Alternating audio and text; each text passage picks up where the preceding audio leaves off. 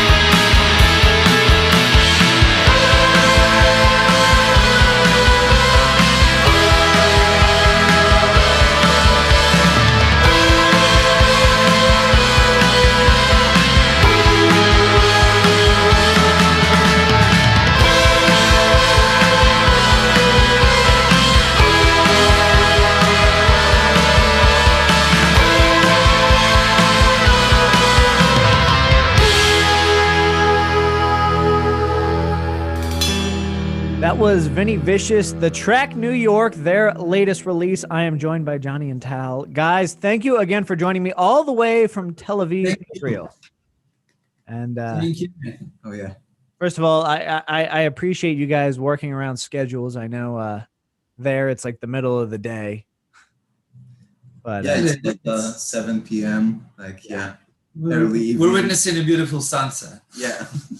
So, first and foremost, of course, we had you back on last summer, and I was thrilled to talk to you guys because there's a lot of your sound. It was something you sent me the track on my summer vacation last year. It was Blue, I believe. Yeah. Yeah. It just kind of really hit me in a special place as someone who grew up kind of listening to the Smiths, the Cure, Joy Division. Those were all of my big formative bands, and I kind of like the progression we've gone in that alternative rock scene to where now we've got bands like She Wants Revenge who reunited shortly before the pandemic. I don't know where they're at these days. I hope their reunion still proceeds. And Churches and Daughter. And there's kind of that tragic sound is making a comeback. Of course, your friends refer to your sound as tragic pop. New York's a continuation. And there's a lot of anxiety in the track that I feel. There's real true feeling to it. So before I go further and analyze it more, what is your guys' feeling on the song? Well, it's been quite a ride with this one. I mean, I wrote the basis for it. I mean, like some of the guitar part and most of the lyrics, like probably 3 years ago, something like that. And it was just one of those songs where I felt like, this is pretty good. I like this. The lyrics were pretty solid.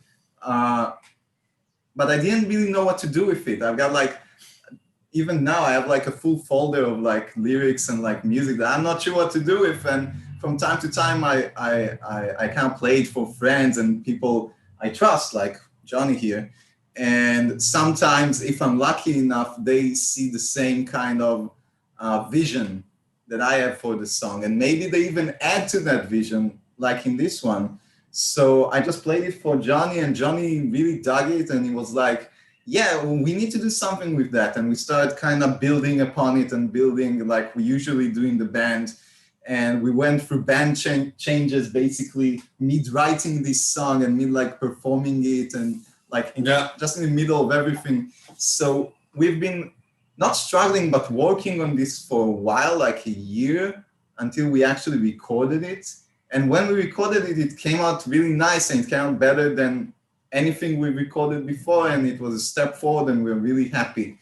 Johnny, take it away. Yeah, I'll take it in 2 notes because you said something interesting. You said you feel the anxiety since Blue, and Blue struck you in a certain place. And I have lots of things to say. I'm trying to focus what I'm trying to say to 3 things. A, the place that Blue took you to, the Smiths and stuff you grew up on, is the place that Blue came out from me as well. And that's beautiful because that's something that we really connect here. But on the other hand, I love that when I release my art, it's no longer mine. And I hate spoon feeding my art to someone. I hate spoon feeding the lyrics, anything.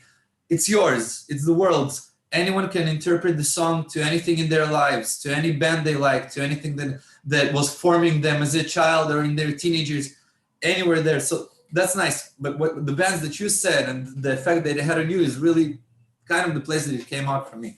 Yeah. And regarding New York, and I have this, I think it's a characteristic in me. I take something small, whether it's a project with a band or the video that we sent you as well, of course, on the song, and Tal plays me the song on acoustic, and I always look at the bigger picture instantly. And I hear this small song with small little melody, and I heard this. And I decided, okay, we have to do this, we have to change this, we have to add this melody, and suddenly the song, we just build it like a house, like a building, on top of each other, layering it, and it became something totally different.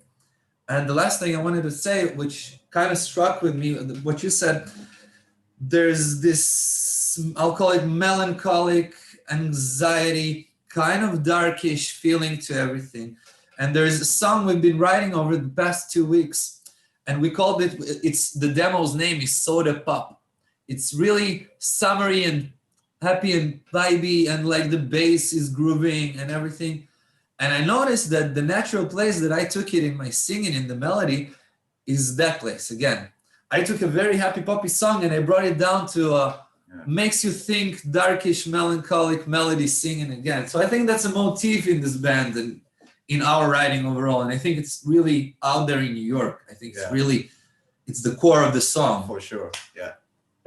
That's something that always stands out to me. I mean, exactly what you described. I think of it, in particular was the Smiths, a Rush and a Push and The Land Is Ours. Yeah, it's a really upbeat melody. And it goes to like a really dark place about kind of national heritage and having that robbed. And it's an upbeat song, but it's really dark. Foster the People had a hit back in the day with Pumped Up Pigs. And it's like, no, you don't understand. That song's super dark. So I always loved like that dichotomy of happy and really sad. So that's something that's always been like right in my wheelhouse.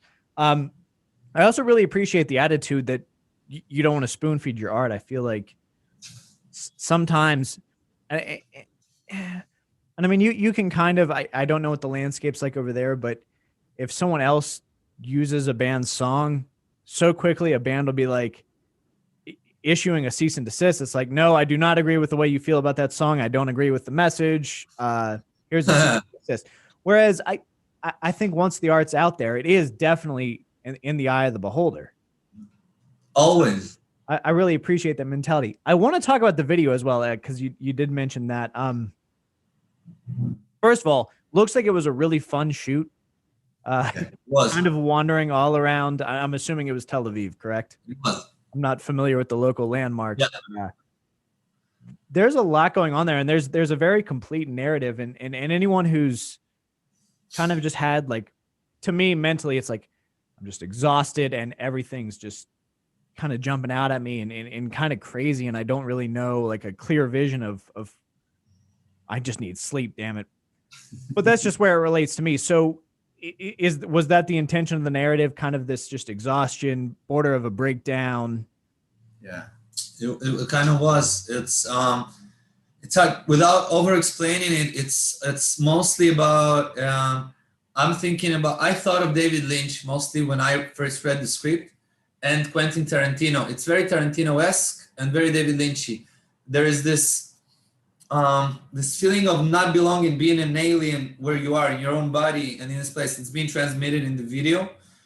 And there's a lot of humor, like there's a lot of homage as well to famous movies and artists that the director planted. The director is a friend of ours. He just heard the song and he told us, I want to direct a video for this song. I love it. I have a vision. And we just went with it. We had zero control over the whole process. We just told him, please, we are musicians. We know nothing about videos. You do your work and we did ours. And that's actually how it rolled. And I wasn't supposed to act the lead role. A friend of mine was supposed to do it. He bailed out the last second, like before it, and I did it. And we shot it over 2 days, like in the end of the last quarantine in Tel Aviv. It was still quarantined, which was lovely. You know, shooting a video 12 hours till 6 a.m. and Tel Aviv is empty. It's better for the work process. But there's friends coming to us and saying, oh, that scene, that's like in that movie. Yeah, it is. Wow, nice. Great you noticed. Oh, and that thing you did there, I saw it somewhere. It's that. Oh yeah, man, it's good you noticed that. So we planted some hints in it, but it really does pass that feeling that you just described. And I don't know, we had a great time, I think. Yeah, our director is a big film buff. He likes all the art movies, all the old movies. He really likes it. He lives for it just as much as we live for our music. So we knew we found like the right person to actually work with us. And he kind of understands our vision, and he doesn't even share our vision, you know? He just understands that you need to work your ass off to get what you want, and you need to make what lives in your head actually become real.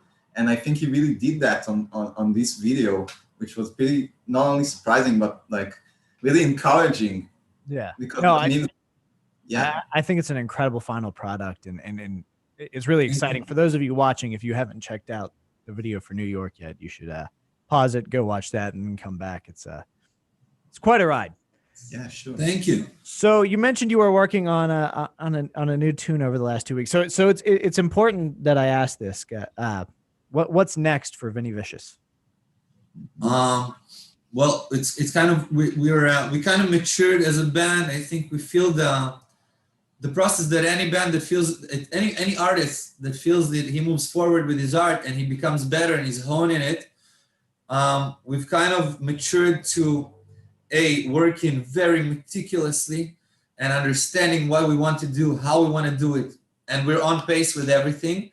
And with this release of New York, it's already behind us in our minds because next month we're releasing the first of 3 singles that will be released during the summer. In July and August, we're releasing 3 singles. One of the singles is going to get a hilarious video directed by the same guy. His name is Gil. And it's going to be, I can't tell you anything. I just will send it to you and you'll see it. The video is going to be a killer. Very Foo Fighters-esque video kind of. And then we're releasing the EP. We just finished mixing. It's the last 2 weeks of mixing right now. We're releasing an EP end of August. And just to show you the pace, we can't really handle our own pace because the song that we're working on is a part of a bunch of new songs that are post the EP. It's already in the next EP. We're already writing the next one. We can't stop, which is a great positive thing. It never happened to us. More prolific than we have ever been as a band right now. A little too prolific sometimes, yeah. I think that's a great position to be in, and I'm excited to see what comes next. Of course, give Vini Vicious a follow on all the socials. ViniVicious. And thank you, Johnny. Thank you so much for joining me. Like I said, man, really excited for what's coming next, and we'll keep an eye out. We'll talk again. That's for damn. Thank you, and we'll keep you guys posted. And thank you to all the listeners, and we hope you enjoyed.